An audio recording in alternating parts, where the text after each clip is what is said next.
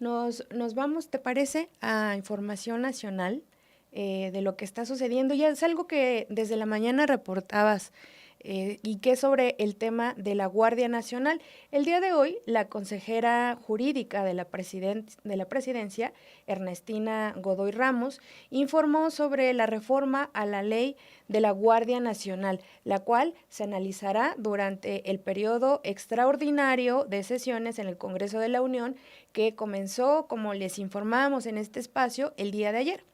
La reforma plantea la integración de la Guardia Nacional a la Secretaría de la Defensa Nacional y equipara a sus miembros con grados y mandos como los del Ejército y de la Fuerza Aérea. Durante la conferencia de prensa de la presidenta Claudia Sheinbaum, Godoy Ramos recordó que la reforma deriva del decreto publicado el 30 de septiembre de 2024, el cual modificó diversos artículos de la Constitución en materia de Guardia Nacional. Con base en ese decreto se presentó un paquete legislativo para armonizar las leyes secundarias con la nueva disposición constitucional. Vamos a ver lo que dijo esta mañana la consejera jurídica. Se define a la institución Guardia Nacional como una fuerza de seguridad pública profesional de carácter permanente, con sus grados, mandos y estructura equivalentes a los del Ejército y Fuerza Aérea, asegurando que sus funciones se realicen dentro del marco legal para enfrentar las amenazas a la seguridad nacional y garantizar la paz pública. También se dispone la colaboración de la Guardia Nacional con las instancias de seguridad pública para generar, compartir y obtener información en materia de prevención y persecución de los delitos, siempre bajo la conducción y mando de la autoridad ministerial como coadyuvantes también. Este modelo de cooperación interinstitucional tiene como objetivo mantener el orden y la paz social. También se establece que la actuación de todo su personal se regirá por los principios de amor a la patria, legalidad, objetividad, eficiencia, profesionalismo, honradez, honestidad y respeto irrestricto a los derechos humanos reconocidos en nuestra Constitución y en los tratados internacionales de los que el Estado mexicano es parte. La relación de cada uno de los ordenamientos que ahí se miran en la pantalla se coordinará en el ámbito de su competencia con las instancias de seguridad nacional, entidades federativas y municipios a través de los gabinetes, consejos y en general con los órganos colegiados para la realización de acciones destinadas a mantener la integridad, estabilidad y permanencia del Estado mexicano. La educación del personal de la Guardia Nacional estará orientada al conocimiento y aplicación en materia de seguridad pública, en igualdad de oportunidades y de trato entre mujeres y hombres, y será dirigida al conocimiento y aplicación en materia de seguridad pública y respeto a los derechos humanos. En otra ley se establece un sistema de ascensos y recompensas con rangos equivalentes a los de la Defensa y la Armada, estableciendo reglas y procedimientos para ese efecto, y se garantizan los derechos de seguridad social al personal de la Guardia Nacional como integrantes de la Fuerza Armada Permanente. Se crea el Consejo Superior de Disciplina en la Secretaría de la Defensa Nacional como órgano de disciplina para conocer de faltas graves a la disciplina y garantizar que la conducta de los integrantes de la Guardia Nacional se sujete a la obediencia con un alto concepto del honor, de la justicia, de la ética del servicio público y el fiel y exacto cumplimiento de los deberes que prescriben las leyes y reglamentos militares. Este paquete de reformas permitirá contar con una institución al servicio del pueblo y la preservación de la paz social. ¿Es cuánto, presidente? Y bueno, pues este es el segundo día del periodo extraordinario en el Congreso de la Unión y en la sesión de hoy ya se está discutiendo precisamente esta ley, la expedición de la ley de la Guardia Nacional, la cual busca dar el control total de ese cuerpo de seguridad a la Secretaría de la Defensa Nacional. Dentro de lo que se estuvo explicando hoy en la conferencia matutina es que sí, los elementos de la Guardia Nacional van a tener el mismo escalafón, el mismo método para escalar, los rangos y los grados militares.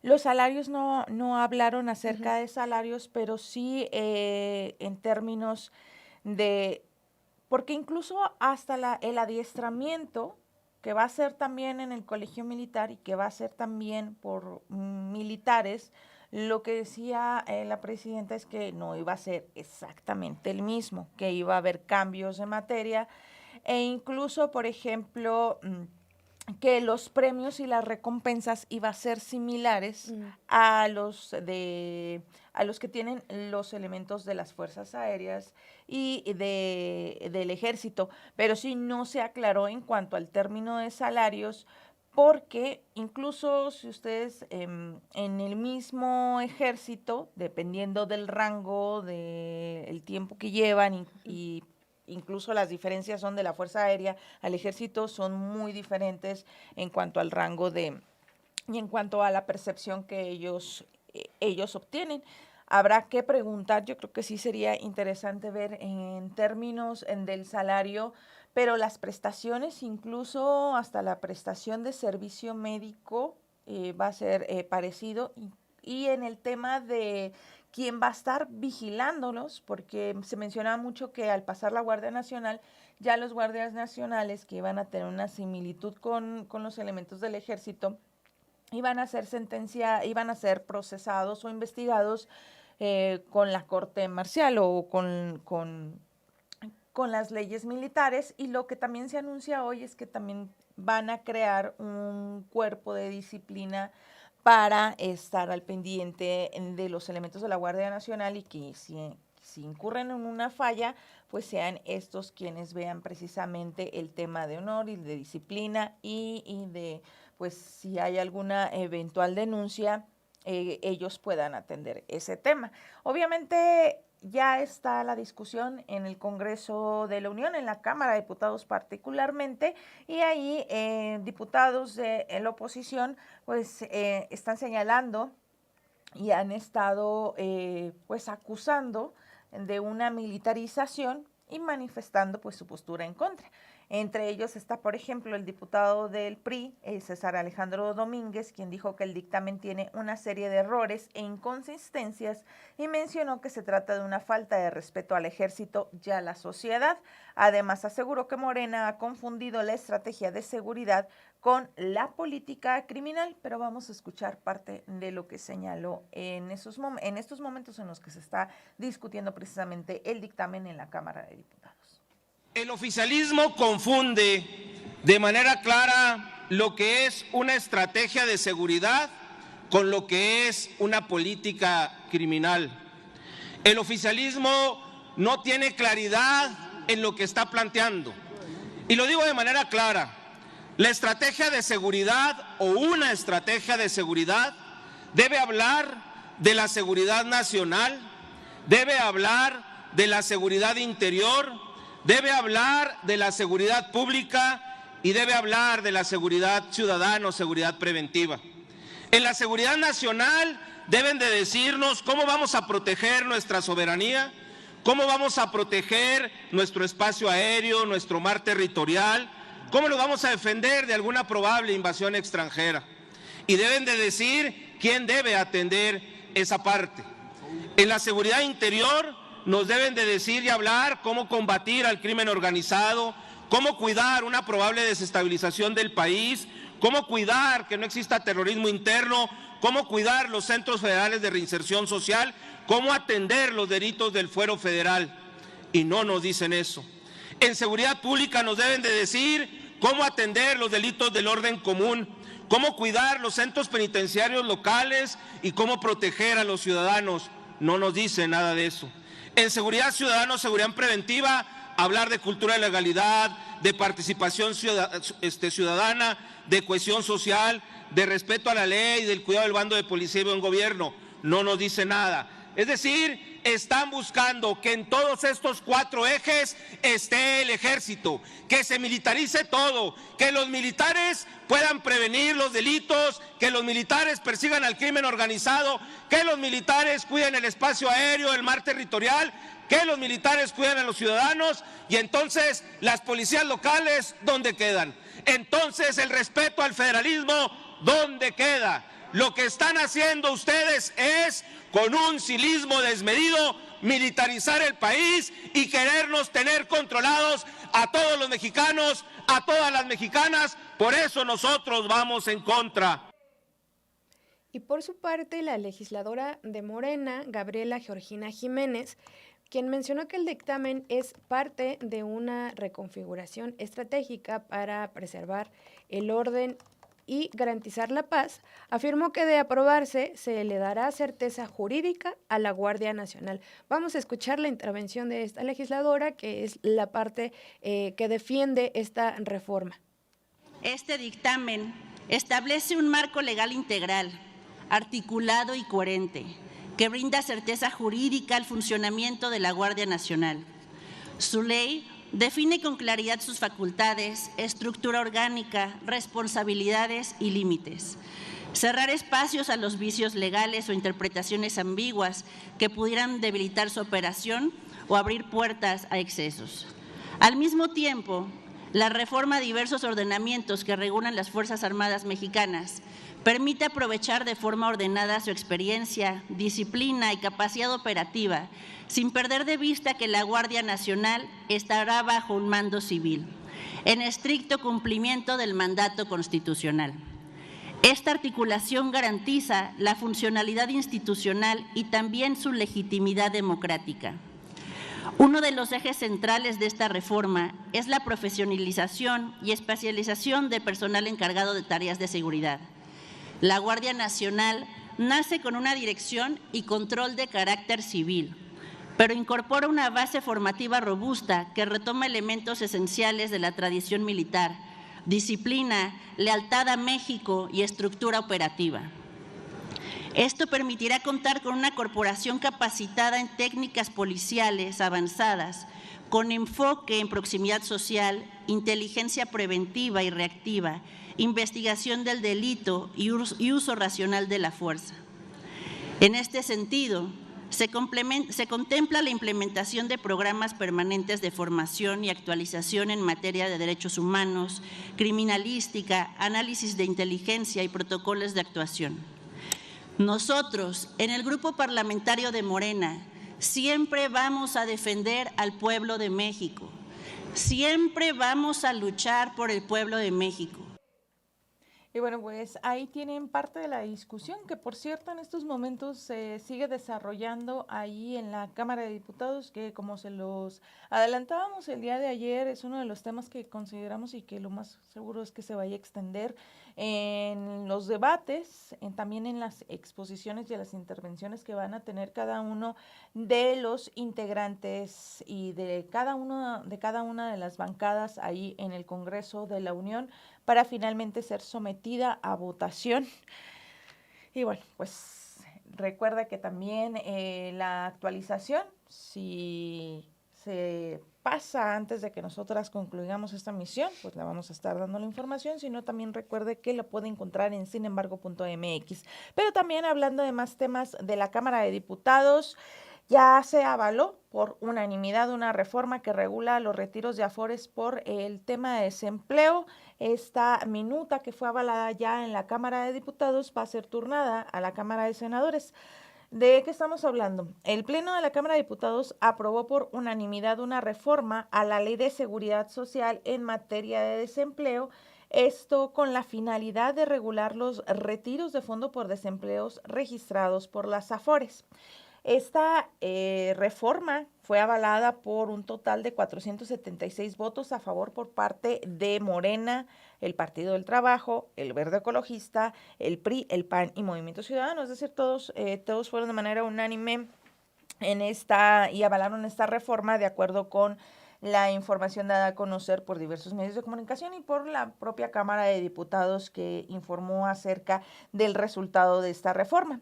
El diputado Alejandro Carvajal Hidalgo, autor de la iniciativa, explicó que el objetivo de estos cambios es evitar simulaciones y fraudes que padecen los trabajadores al retirar sus recursos a través del esquema de coyotes o de estos falsos abogados que pues dicen que van a ayudarlos con trámites legales y solamente pues les están quitando dinero. El legislador explicó que los despachos de gestores sin escrúpulos, en contubernio también con algunas autoridades, dan de alta a trabajadores con un salario que no les corresponde, generan un alta hasta con el tope del salario y retiran hasta 30,000 pesos cuando un trabajador ganaba 3 salarios mínimos hacia abajo, afectando su pensión y las semanas cotizadas. No nada más afectándolo, sino en algunos casos acabando con el derecho de él y de su familia para una futura pensión y para atención médica que contempla la ley del Seguro Social, Blanca.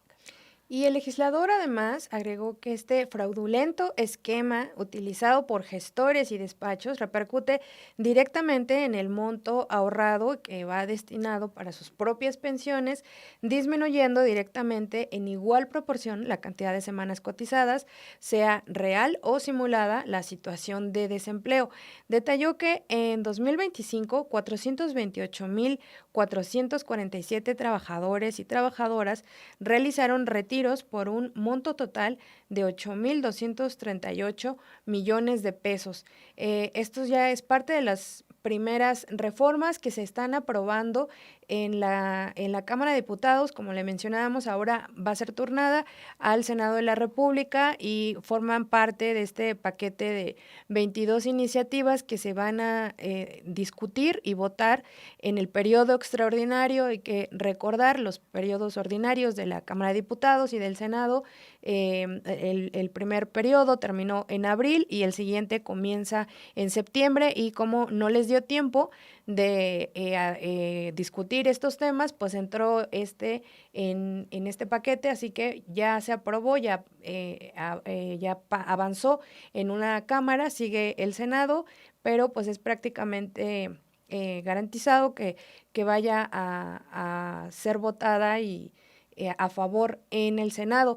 Otra de las iniciativas que también ya pasó la primera cámara, que es en la Cámara de Diputados, el día de ayer les adelantábamos justo en tiempo real en este espacio, que es la iniciativa por la que pues desaparece el Coneval y pasa a integrarse al INEGI.